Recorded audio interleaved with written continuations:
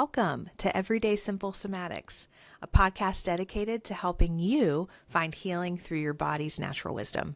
I'm your host, Dr. Christine Baker. So today we are going to talk about the 3 pillars of regulation. And we've talked about tracking and how that is like this foundational skill that is going to be needed for all 3 of these pillars of regulation. And now I want to spend today talking about what are these 3 pillars, because I actually believe that all of the future weekly episodes where we, talk about a specific somatic skill for a specific mental health or relational need are going to fall within one of these 3 pillars.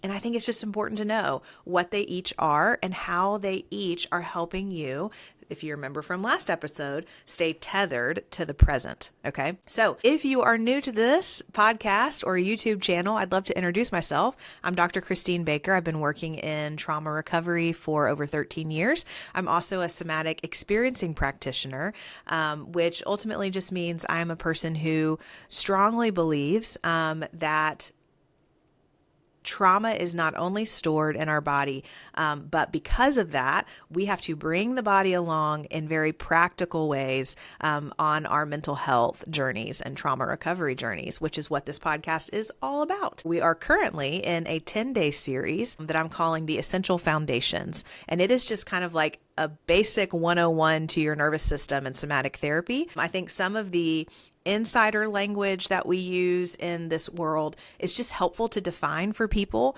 before we start getting into these practical skills. So if this sounds like something you might be interested in, I'd love to invite you to like and subscribe to this podcast on whatever platform you are watching or listening. All of those little clicks that you make really do help others find these resources too, so I very much appreciate it. Okay, let's jump in. So we've got these 3 pillars, okay? Grounding, orienting, and resourcing.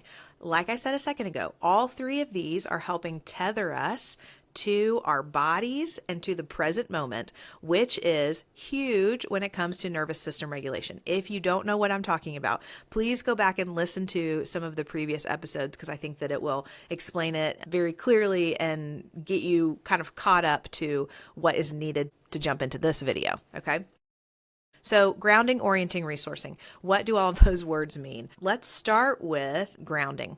So grounding is all of the skills that help us connect to safety in the present moment through our bodies. I think a couple of questions that you could ask yourself if you're wanting to practice grounding is, as I drop in, where is there a space that feels nice to be with in my body? And so maybe you might say, well, my shoulders are a little dropped, or maybe you might say, my chair feels very comfortable under my seat, or maybe you might say, my feet feel really connected to the ground beneath me. So all of those would be examples of connecting to pleasant sensation in the body, which is going to down-regulate your nervous system because you're connecting to something that's safe inside, right? So if I ask that question and your response is, well, Christine, nothing feels good inside, that's okay. The next step I would give you is, okay, if you were to drop in, do you notice anywhere in your body that feels neutral?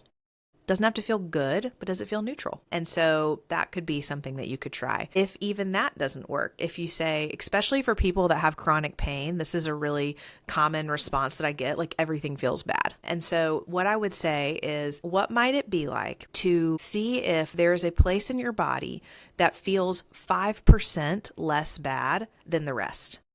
And so, for instance, like let's say someone's chronic pain is in their back. Well, they may have a general ache all over, but if we can connect to their fingers that feel less bad than their back, that's still connecting to what we'll call relative safety. And that, again, is going to help downregulate your nervous system. So connecting to safety and the present moment through body sensation. That's grounding. The next category is orienting, which is connecting to the present moment and safety through your environment.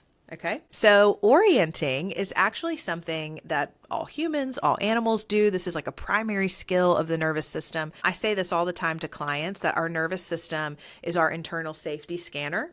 And so every time I walk into a new room, I'm going to do this just naturally, even subconsciously. I'm scanning the room and I'm taking in the environment to see, Is it safe in here or is it threatening in here? So that my body knows how to respond. Do I need to respond with more sympathetic or more parasympathetic energy to this space, right?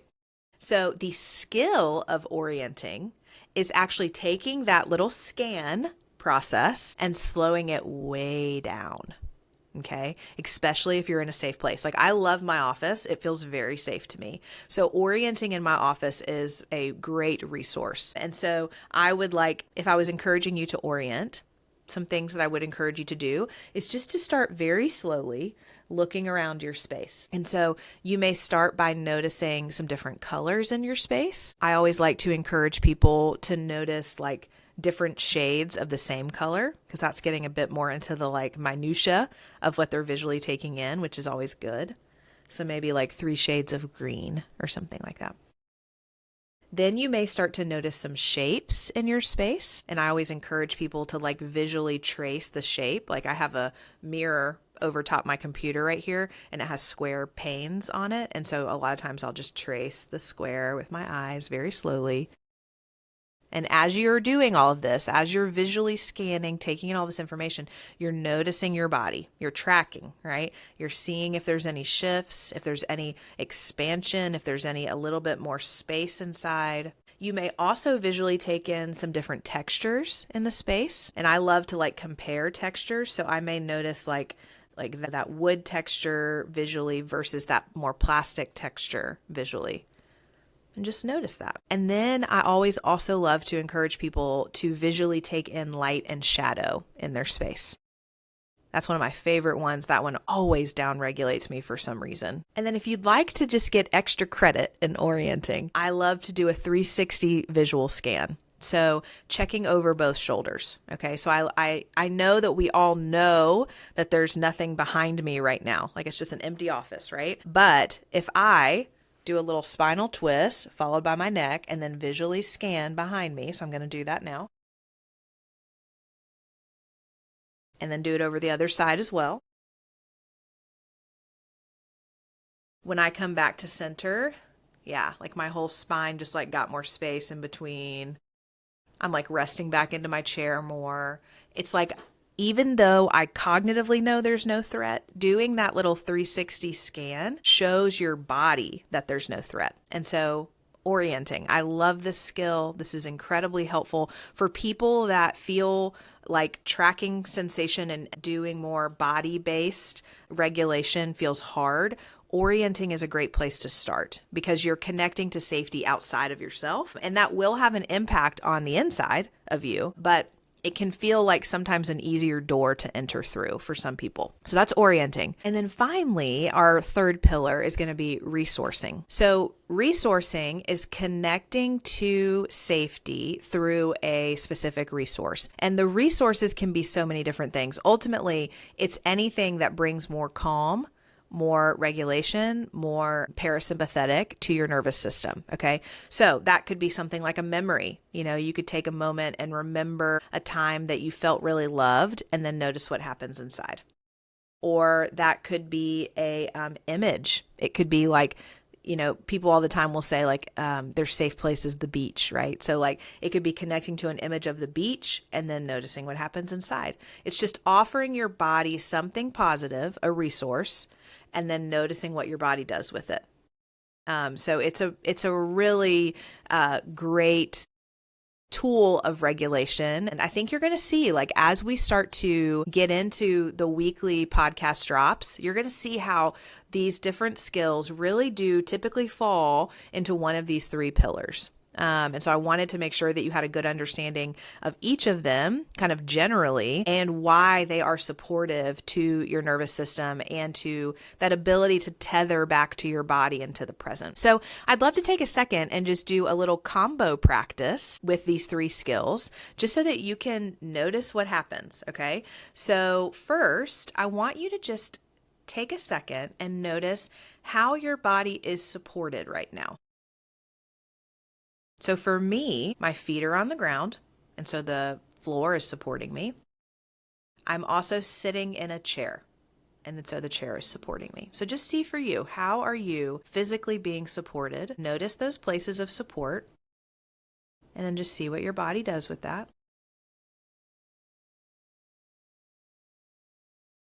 And then if it feels okay, let's add that second skill of orienting.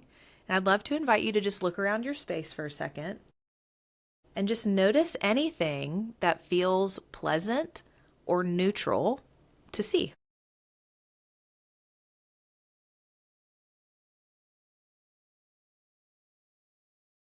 And as you find that thing, just notice what happens in your body.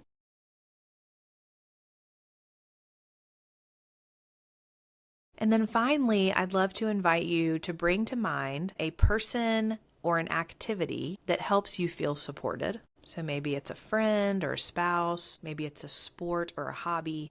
And I want you to just think about that for a moment and just notice what happens inside.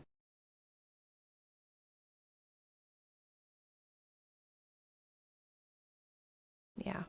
I definitely feel way more regulation, way more parasympathetic energy inside. I hope you do too. And I think you can see how these skills really can work together in such beautiful, powerful ways. And I think you'll see too, like I said a second ago, in future episodes, the different practical somatic offerings are really going to fall quite often into these three pillars. So next episode, episode 9, we are almost to the end of our 10-day essential foundations. You know, I've said many times over that trauma and chronic stress dysregulates your nervous system. I'd love to just take an episode to explain why. Why does that happen? How does that happen? Because I think us understanding the why helps make the road forward a bit clearer. So you don't want to miss that tomorrow. If this episode has been helpful, or if that future episode sounds helpful, I'd love to invite you to like and subscribe to this podcast wherever you are watching or listening. And if you'd like to dig even deeper, I'd love to invite you to consider joining the Somatic Wellness Collective. This is our monthly subscription learning community where we really take these topics and just flesh them out even more and really start to apply them to each of our individual lives. It is an incredibly sweet community of people who are just all passionate about caring for their nervous system. And I'm telling you, being in a community with people doing that is a resource in and of itself. So if you are interested in learning more, there is a link in the show notes. And remember, your body has innate wisdom. We just have to learn how to listen. And that's what I'm here for. I'll see you next time.